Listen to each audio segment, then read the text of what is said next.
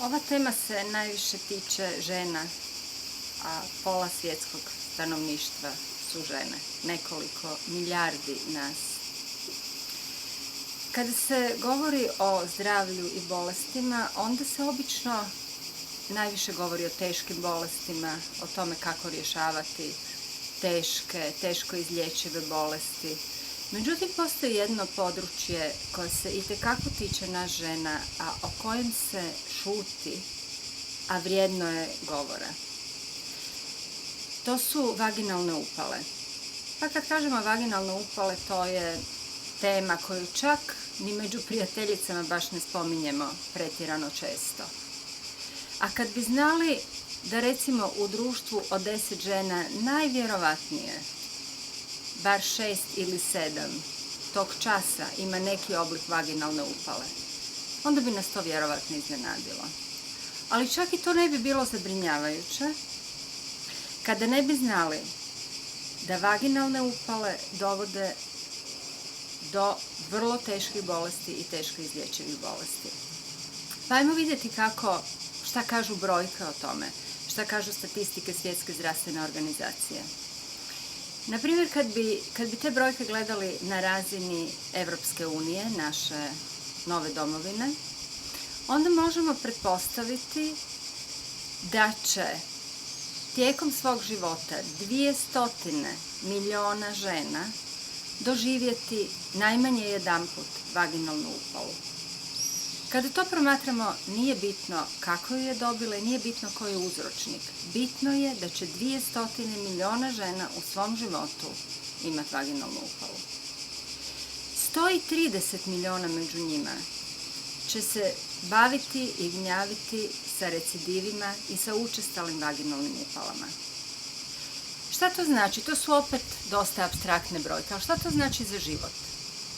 Žena koja ima vaginalnu upalu, vaginitis, bez obzira da li je svjesna toga ili je to možda jedna prikrivena upala ili ona ne stigne obratiti pažnju zato što su joj dani preispunjeni drugim obavezama, takva žena gubi dio svoje energije, živi sa smanjenim imunitetom, njena kreativnost je smanjena, njen doprinos obitelji je smanjen, njen doprinos djeci je značajno manji jer nema dovoljno energije.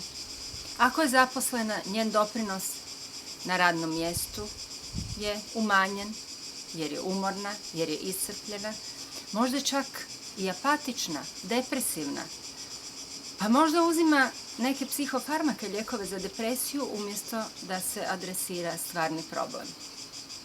Pa tako 130 miliona žena koje će kroz svoj život se baviti rješavanjem i pokušajem da izađu iz tog začaranog kruga recidivirajućih vaginalnih upala, će uskratiti dio svoje prisutnosti, svog uloga, uskratit će svoje obitelji i uskratit će svom radnom mjestu. Na taj način možemo vidjeti da je zapravo cijelo društvo značajno uskraćeno time što se tom problemu ne pridaje dovoljno pažnje. Sam proces liječenja je relativno dobro organiziran, znači obratimo se liječniku opće prakse, on nam da uputnicu, nakon toga idemo ginekologu, ginekolog uzme bris, tu je već prošlo nekoliko dana, čekamo tjedan dana da se vrati bris, tu doznamo koji je uzročnik, idemo opet ginekologu, on nam prepisuje lijek, nakon toga idemo u ljekarnu, kupujemo lijek, koristimo ga i vjerovatno ćemo se nakon 3-4 tjedan dana osjećati bolje, a nakon 2 tjedna moći reći da smo izliječeni. I tako žena misli da je izliječena i da je sve u redu i da je proces završen. Međutim, šta se zapravo događa? Ako je bila gljivična upala, koja je među najčešćima, lijekovi su uništili gljivice, ubili su škodljive mikroorganizme. Međutim, napravili su jedan duboki poremećaj ravnoteže mikroorganizama u vaginalnoj flori. I sada gljivica više nema. One koje bi trebale u nekoj količini biti tu prisutne, više ih nema. I događa se da bakterije koriste taj trenutak i koriste taj prostor i počnu se razmnožavati prekomjerno i neusklađeno jednom zdravom stanju. I šta se događa? Žena nije ni svjesna, a polako se razvija jedan novi oblik upale. Prije je bila gljivična, za mjesec dana, za 2 mjeseca primijetit će opet poteškoće, primijetit će nelagodu, primijetit će neki od bezbrojnih simptoma vaginitisa. I o čem će se raditi? Sada će to biti bakterijska upala. Ako ponovo uđe u taj propisani proces, obiđe doktor opće prakse, ginekologa, dobije lijek, sad će dobiti antibiotik. Za bakterijsku upalu dobiva se antibiotik. I šta će se dogoditi? Ona će se osjećati bolje nakon tjedan dana, 14 dana, smatrat će da je izliječena. Međutim, šta je antibiotik napravio? Antibiotik je ubio sve patogene bakterije, ali je ubio i one korisne. Ubio ih je u vaginalnoj flori, ubio ih je u crijevnoj flori.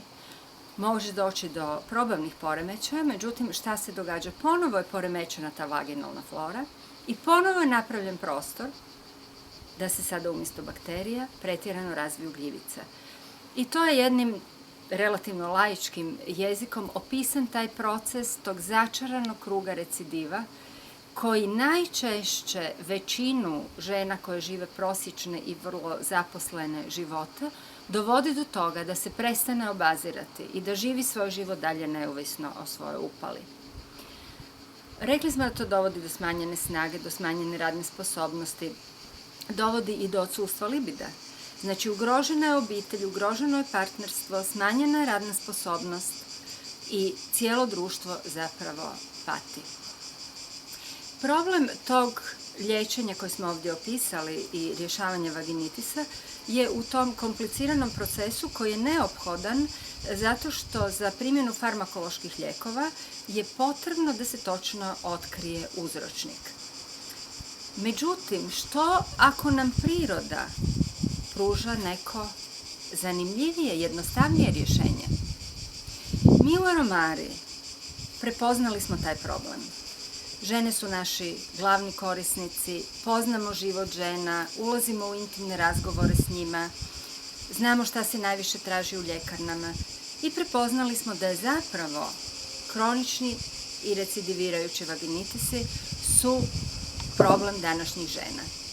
I izučavajući tu situaciju, istražujući moguća eterična ulja koja mogu pomoći, napravili smo preparat koji se zove Ginopro i koji nudi rješenje za taj ženski problem, za vaginitis, za vaginalnu upalu, neovisno o uzročniku.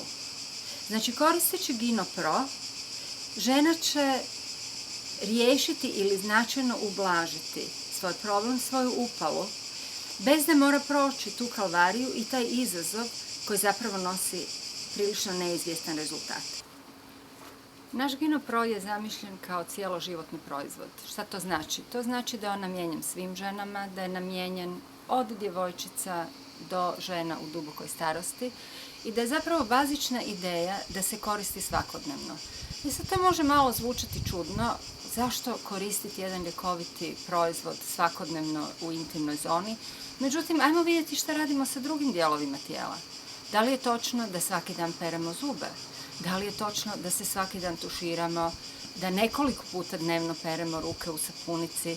Znači, to je higijena, pa onda nanosimo i neke proizvode kozmetičke i možda čak i dermatološke na kožu. Znači, sa drugim dijelovima tijela i sa licem i sa šupljinama na glavi, njima posvećujemo puno pažnje. Pa kad bi samo pola ili četvrtinu toga vremena uložile žene u svoju intimnu zonu, razmišljajući i njegujući ju i dnevno koristeći Ginopro, frekvencija pojave upala bila bi daleko manja, a upale koje postoje bi se značajno smanjile ili čak i nestale. Šta nama korisnici javljaju? Naš Ginopro je dobrih nekoliko godina na tržištu i naša najznačajnije informacije zapravo dolaze od korisnika.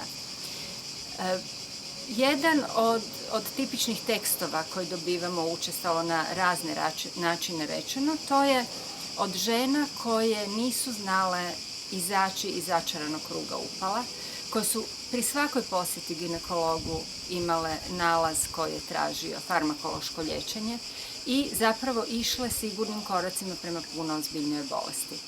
Te žene kupe Ginopro, počnu ga koristiti, jave se za mjesec dana i kažu zamislite, nikad se nisam nadala takvoj sreći, moji nalazi su danas čisti. To je jedan model poruka koje dobivamo.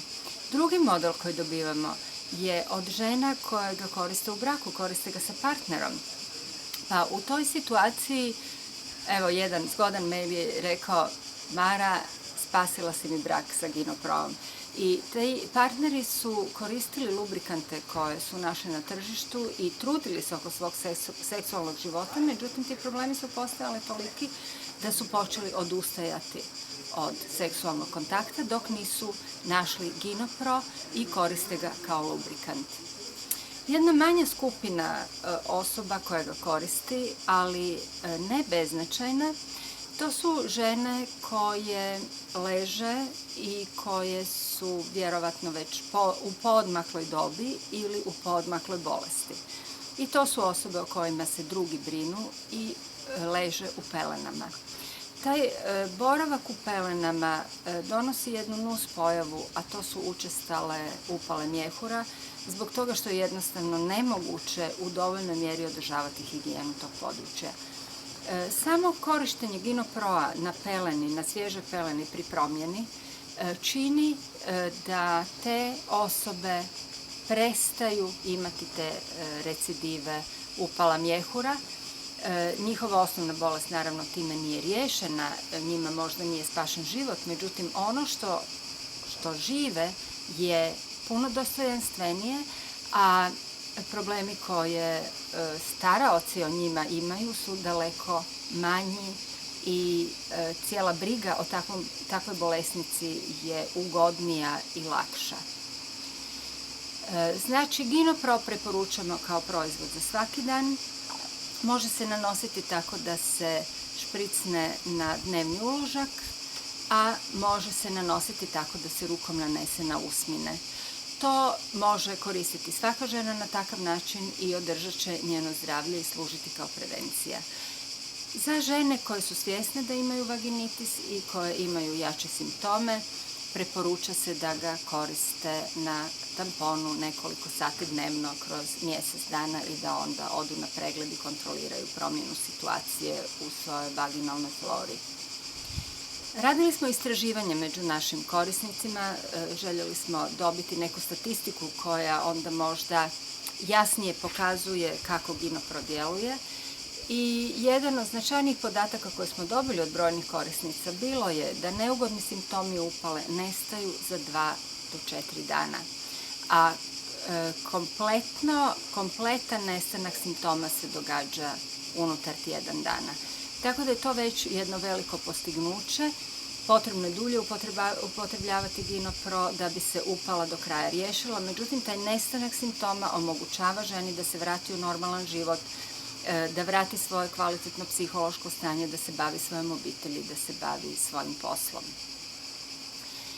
Kada bi veliki broj žena na našoj planeti koristio Ginopro ili njemu sličan preparat, biljni preparat koji pokriva sve uzročnike vaginitisa, frekvencija vaginitisa značajno bi se smanjila, a samim time prisutnost zdravih žena u društvu bila bi daleko zastupljenija. I na taj način zapravo mi vidimo mogućnost da se ozdravi naše društvo, jer zdrava žena zapravo doprinosi zdravoj porodici, zdravoj obitelji, a zdrava obitelj čini zdravo društvo.